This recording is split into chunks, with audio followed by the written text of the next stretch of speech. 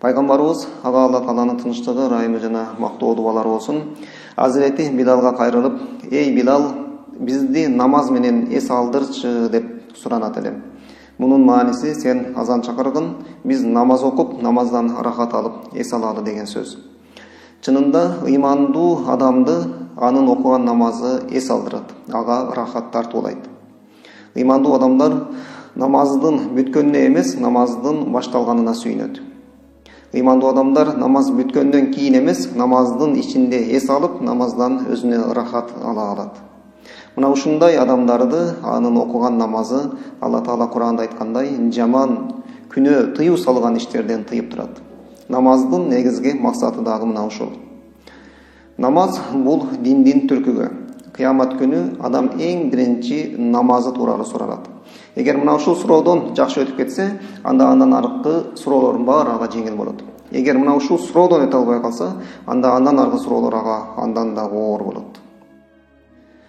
Намазды Алла Таала бизге парз кылганда, бул ибадаттардын ана башы болуп эсептелет. Эмне үчүн? Себеби Алла Таала бизге намаз аркылуу бул дүйнө жашоосун дагы оңдоп алсын деген жолду көрсөткөн. Намаз окуган адам Алла Тааланын эшигин кагат. Алла Таала эшигин каккан пендесине аны ачпай койбойт. Ошон үчүн качан бир кырсыкка болуп, кайгыдан чыга албай жаткан болсоңуз, анда сөзсүз намазга кайрылыңыз. Эгер жашоодо өзүңүздүн ордуңузду таба албай, жан дүйнөңүз кыйналып жатса, анда намазга кайрылыңыз. Эгер башыңызга кандайдыр бир бале келип, андан кантип чыгуунун жолун билбей жатсаңыз, анда намазга кайрылыңыз. Эгер маанайыңыз чөгүп, көңүлүңүз такыр көтөрүлбөй жатса, анда намазга кайрылыңыз. Эгерде бул дүйнөдө бакыт ачкычын таба албай жаткан болсоңуз, анда намазга кайрылыңыз. Намаз бизге бир эле бул дүйнөнүн эмес, акыреттин дагы бакыт эшигин ачып берет.